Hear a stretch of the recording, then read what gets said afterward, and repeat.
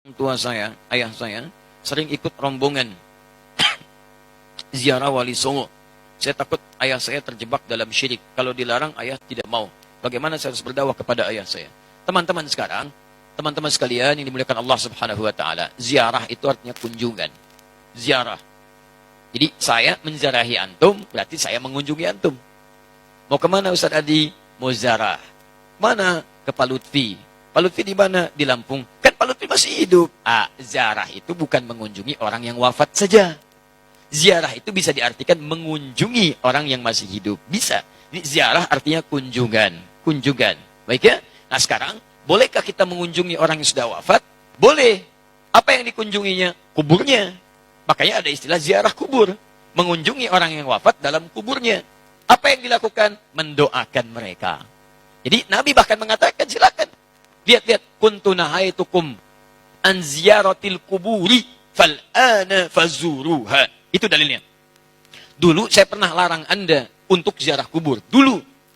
Dulu itu saat iman lemah. Ada kebiasaan di jahiliyah. Kalau ada orang meninggal, itu mereka meratap-ratap. Ratap-ratap. Untuk menunjukkan bahwa orang ini orang baik.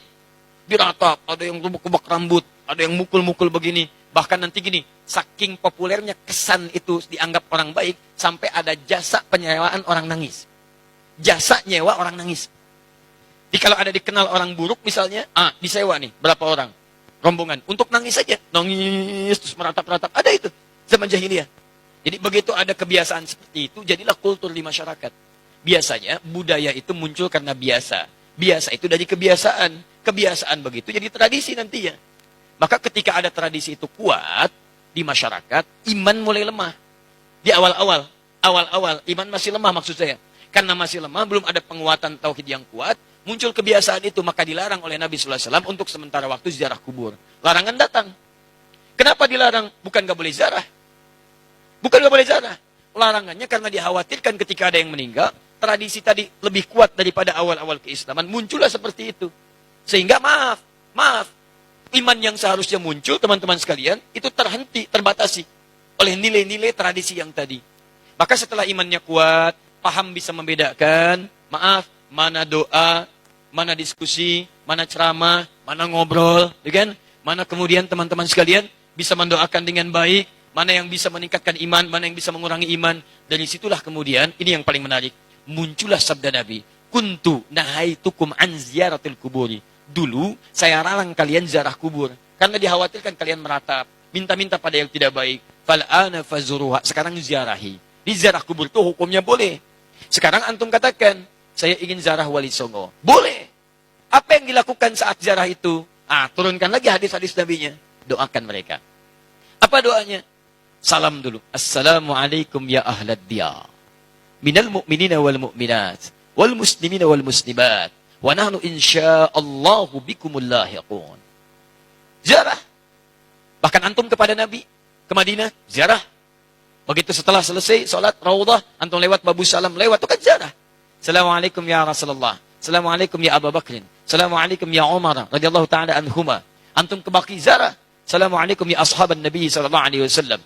Assalamualaikum ya ahlad diyar. Minal mu'minina wal muslimin wal mu'minat. Wal muslimina wal muslimat wa nahnu insyaallahu bikumul lahiqun. Datang ke Wali Songo, ziarah. Apa darahnya? Sampaikan salam. Salamnya yang tadi. Setelah itu apa? Itu sunnah Nabi, berdoa. Allahumma ighfir lahum warhamhum. Wa afihim wa'fu anhum. Wa akrim nuzulahum. Wa wasi' madkhalahum. Wa naqqihim minal khataaya kama yunaqqa thawbul abyadu minad danas. Doakan mereka. Ya Allah, alirkan pahala pada mereka. Ya Allah, berikan kemuliaan pada mereka yang telah membawa risalah dakwah ke Nusantara. Ya Allah, muliakan keluarganya. Ya Allah, berikan kekuatan ya Allah kepada keluarganya dalam keadaan yang terbaik. Selesai, itulah ziarah kubur. Lalu sampaikan ya Allah, kami pun sadar kami kapan pun akan diwafatkan. Maka wafatkan kami ya Allah seperti Engkau wafatkan mereka dalam keadaan yang terbaik. Sudah. Makanya kata Nabi, cara terbaik meningkatkan iman, mengunjungi, berziarah atau ingat pada kematian. Sering lewat alam kubur mengingatkan kita mendekatkan diri pada Allah Subhanahu wa taala. Yang tidak boleh, minta-minta di kuburan. Pegang nisan. Kan? Pak, tolong, Pak, cucu saya mau lahiran, tolong. Makanya saya datang ke sini. Antum ngapain datang ke situ? Yang di situ saja nggak bisa keluar. Antum itu kayak yang di situ. Itu yang tidak tepat. Jadi yang dilarang itu minta-minta pada yang tidak dibenarkan. Kalau ziarahnya nggak ada masalah. Lalu bagaimana kemudian menyikapi yang seperti ini? Antum bikin zarah. Cari ustaz yang bagus. Datang kemudian, di situlah diadakan taklim. Terangkat. Ini loh risalahnya. Saya pernah itu. Ya, tur jejak Islam di Nusantara. Bukan Islam Nusantara, jejak Islam di Nusantara. Beda antara Islam Nusantara dengan jejak Islam di Nusantara. Kami susuri Pak, sampai ke Aceh Pak. Aceh, dari Aceh. Kami kunjungi makam Syekh Abdul Rauf As-Singkili. Datang. Itu saya terangkan taklim dulu. Syekh Abdul Rauf itu masuknya ke Aceh seperti ini. Kemudian menyampaikan begini, risalah Islamnya begini. Setelah itu kita datang. Mana buktinya beliau ada? Kita kunjungi. Sampai ke tempat makamnya dari hanya kuburannya. Masuk ke situ kita berdoa. Saya pimpin doanya. Begini cara berdoanya. Sampaikan begini, begini, begini. Sudah, ayo kita pulang. Saya sampai ke Lasem. Untuk menelusuri jejak Islam di Nusantara ke arah wilayah Jawa Tengah sampai ke Jawa Timur. Nah, ujung Jawa Tengah ke Lasem, saya tunjukkan. Ini dulu ada Sunan Bonang di sini. Teman-teman sekalian, nama aslinya ini. Asalnya begini, ininya begini. Dari mana taunya apakah itu fiktif? Ayo kita lihat. Susuri tempatnya. Ini tempat beliau. Ini tempat awal merapatnya. Ini tempat keluarganya. Ini pas sujudannya. Sampai saya hitung berapa anak tangga sampai ke atasnya. Yang merawat tempatnya itu sampai ke sujudannya. Yang merawatnya namanya Pak Abdul Halim. Begitu antum naik sampai ke atas, sebelah kiri. Di situ antum temukan nanti yang pegang kuncinya Pak Abdul Halim. Ketika bertemu dengan beliau, indah sekali. Pak, ini bukan makam ya. Bukan makam. Makamnya itu bukan yang di sini. Ini cuma pas sujudannya. Pas sujudan itu tempat beliau kemudian memetakan wilayah. Berdoa kepada Allah. Minta diberikan kekuatan. Bersujud di situ. Sholat menghadap ke arah kiblat. Seperti Nabi naik ke Gua Hira. Lalu memohon kepada Allah beri petunjuk. Setelah itu berdakwah di lingkungan sekitaran. Makamnya bukan di sini Pak. Tapi yang di bawah. Disamarkan makamnya supaya tidak ada yang mengkultuskannya. Indah keterangannya. Saya ajak jamaah untuk mendengarkan itu semua. Tuh, kan? Sering tertipu kita. Makanya ditutup tuh pas sujudannya juga supaya tidak ada yang mengkultuskan itu. Cuman lihat ke situ, baik, terangkan. Kalau sudah seperti itu enak taklim kitanya. Di sejarahnya paham, ada tokohnya, ada bekasnya, kemudian kita mendoakan, setelah itu kita pulang, selesai. Jadi kita itu tidak harus saling mencolok, gak ada wali songo, begini. Alah, antum ini kenapa sih? Sebelum bilang gak ada, lihat dulu. Lihat, pahami, baca kisahnya, pelajari, ambil inspirasinya. Kalau ada yang meninggalnya, doakan seperti antum datang ke makam Uhud. Datang ke situ, antum doakan, cerita di situ, selesai.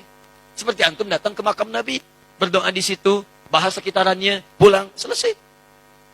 Itulah teman-teman sekalian. Jadi kita ambil cara yang hikmah. Jelas ya? Nah, jadi kita pun tidak harus menyakiti orang lain, tapi meluruskan dengan cara-cara yang terbaik. Hikmah. Ya. Jadi karena masjidnya al-hikmah, selalu ini yang muncul. Allah Ta'ala alam bisawab. Jadi itu kalau ada sesuatu yang kurang berkenaan, kita cari cara yang lebih baik. Cara lebih baik. Ini sudah kebiasaan, zarah berangkat gini. Kita ketahui ada sesuatu yang kurang baik di dalamnya. Antum bikin zarah yang lain. Cari ustadz yang bagus. Di situ terangkan sejarahnya macam-macamnya, kunjungi, terus cari tempat-tempat yang terbaik. Kalau sudah paham seperti itu, pelan-pelan nanti akan terbuka hatinya. Allah Ta'ala alam bisawab.